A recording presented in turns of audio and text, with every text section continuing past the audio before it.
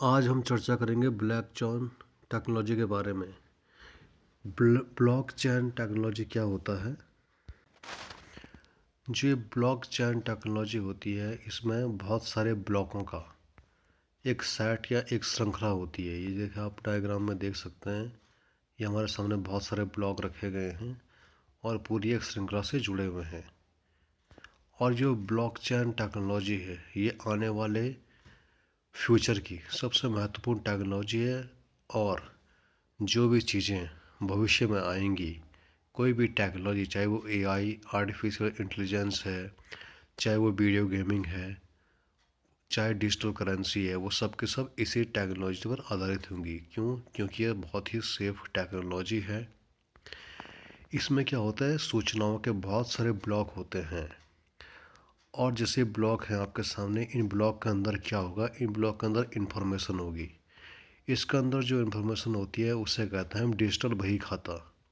अर्थात बही खाता का मतलब हिसाब किताब। इन ब्लॉकों के अंदर, इन ईंटों के अंदर क्या होता है, हिसाब किताब होता है डिजिटल रूप से। ये पहला पॉइंट। इसके अलावा और क्या होगा, क्रिप्टोग्राफिक हैश एल्गोरिदम। अर्थात इसके अंदर क्रिप्टोग्राफी का मतलब होता है गुप्त लेखन, अर्थात जिसको हर कोई पढ़ नहीं सकता है। इसको पढ़ने के लिए आपको पहले उसको डिकोड करना पड़ेगा।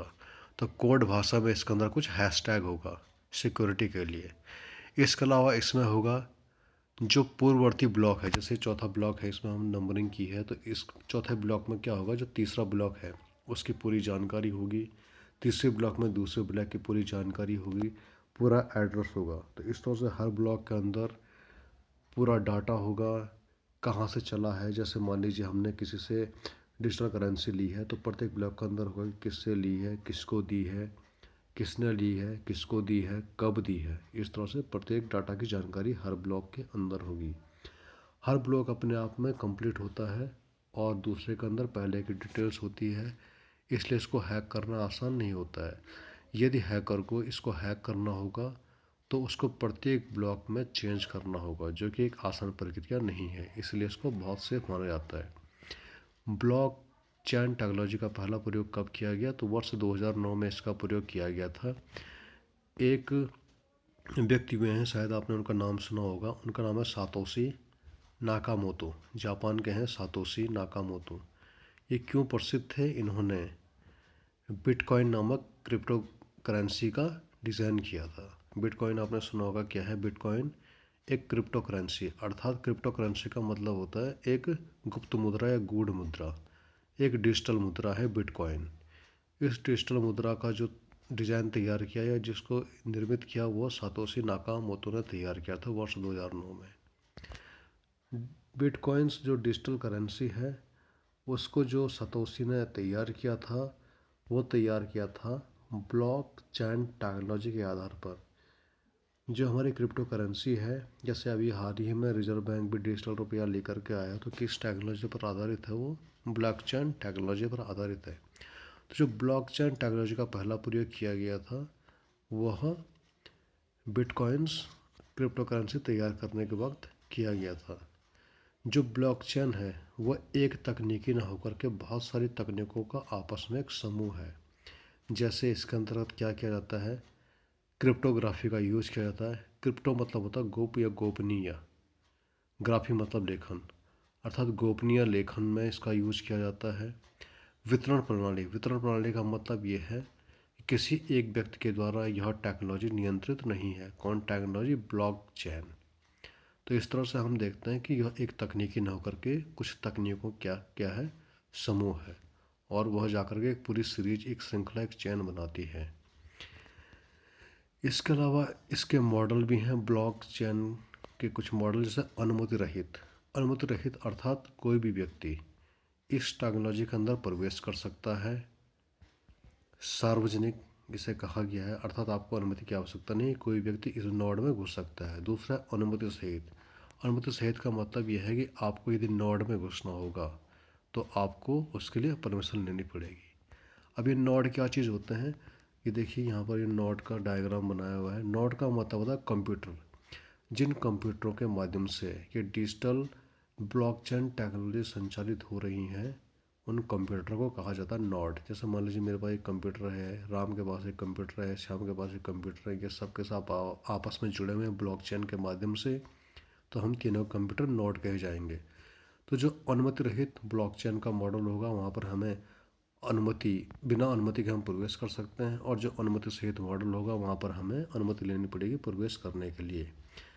इसके अलावा इसकी एक विशेषता है कि प्रत्येक नोड पर सहमति की आवश्यकता है। प्रत्येक नोड का मतलब होता है प्रत्येक कंप्यूटर पर जिस पर टेक्नोलॉजी रन कर रही है उस पर हमें सहमति की आवश्यकता होगी।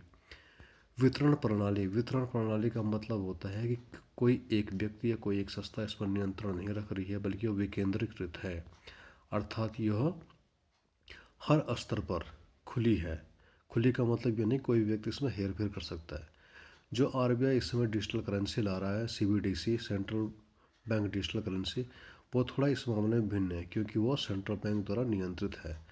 लेकिन जो हमारी क्रिप्टो करेंसी बिटकॉइंस, जिस तरह की बिटकॉइंस और लीरा टाइप की मुद्राएं हैं, तो वे क्या हैं, वे केंद्रीकृत प्रणाली पर आधारित है, अर्थात उनको किसी भी व्यक्ति या संस्था के द्वारा नियंत्रित नहीं किया जा रहा है। कुछ ब्लॉकचेन प्लेटफॉर्म हैं जो कि परीक्षा की दृष्टि से बहुत ही महत्वपूर्ण है। वह हैं Hyperledger, Cosmos, Polkadot, red valley, Ethereum. ये क्वेश्चन अभी एग्जाम में पूछा गया है एसएससी में कि रेड वैली और इथेरियम क्या चीज़ है, तो ब्लॉकचेन प्लेटफॉर्म है, तो इसको ध्यान रखना हमने। भारत सरकार का जो इलेक्ट्रॉनिकी और सूचना प्रौद्योगिकी मंत्रालय है वह राष्ट्रीय ब्लॉकचेन फ्रेमवर्क एनबीएफ लेकर के आ रहा है। ठीक है, क्योंकि भविष्य, हमारा जो भविष्य होगा, टेक्नोलॉजिकल भविष्य होगा, वो ब्लॉकचेन फ्रेम टेक्नोलॉजी पर ही आधारित होगा, सेफ्टी सिक्योरिटी की दृष्टि से। इसके अलावा इसका प्रयोग कहाँ कहाँ किया जा सकता है आने वाले समय में, क्रिप्टो करेंसी के विकास में, उसको डिज़ाइन करने में ब्लॉकचेन का प्रयोग होगा। इस तरह के ब्लॉक की जो श्रृंखला बनाई जाएगी भूमि का रिकॉर्ड रखने में, क्योंकि ब्लॉकचेन एक बहुत ही अधिक सिक्योर माध्यम है। इसमें बहुत सारे ब्लॉक्स जो इन्फॉर्मेशन के हैं उनमें चेंज करना बहुत ही हैकर के द्वारा आसान नहीं है, इसलिए जो भूमि के जो डिजिटल रिकॉर्ड रखे जाएंगे वे भी ब्लॉकचेन के रूप में रखे जाएंगे। डिजिटल प्रमाण पत्र, जिस तरह से जन्म प्रमाण पत्र, मृत्यु प्रमाण पत्र बनाए जा रहे हैं, तो वो आने वाले समय में जो डिजिटल प्रमाण पत्र बनेंगे वो भी इसी टेक्नोलॉजी पर आधारित होंगे। जो बीमा वगैरह ऑनलाइन किया जाएगा, जो ऑनलाइन पहचान पत्र बनेंगे वो भी इसी टेक्नोलॉजी पर आधारित होने वाले हैं। औषधि दवाई की जो आपूर्ति श्रृंखला है उसमें भी आने वाले समय में ब्लॉकचेन टेक्नोलॉजी का प्रयोग किया जाएगा, ताकि दवाइयों की कालाबाजारी ना हो सके। जो दवाई भारत सरकार से सरकारी स्वास्थ्य केंद्र के लिए आ रही है उसका प्रयोग वहीं पर हो, कहीं अन्यत्र उसका व्यावसायिक प्रयोग ना हो। ई हस्ताक्षर के लिए इसका प्रयोग किया जाएगा। ई मतदान, आने वाले समय में ई मतदान की अवधारणा आ रही है, आप घर बैठे मतदान कर सकते हैं ताकि किसी व्यक्ति का वोट हैक ना हो, तो इस तकनीक का प्रयोग किया जाएगा। लेकिन अभी इस तकनीकी के सामने कुछ चुनौतियां हैं। क्यों? क्योंकि अभी ये पूरी तरह विकसित अवस्था हमारे सामने नहीं आई है, इसमें बहुत सारे विकास अभी बाकी है, बहुत सारे आयाम बाकी हैं, इसलिए अभी विकास के दौर में ये टेक्नोलॉजी है। इसका नियमन बहुत अधिक आसान है नहीं, और इसमें ऊर्जा की उच्च खपत वाले कंप्यूटर की आवश्यकता है, ये भी इसकी चुनौतियां हैं। पर्याप्त कौशल का अभी अभाव है, हमारे पास दक्ष युवा इस फील्ड के अभी है नहीं इतने, और अभी इसका जो डिज़ाइन है अपर्याप्त प्रौद्योगिकी डिज़ाइन, अर्थात अभी इसमें बहुत अधिक शोध अपेक्षित हैं।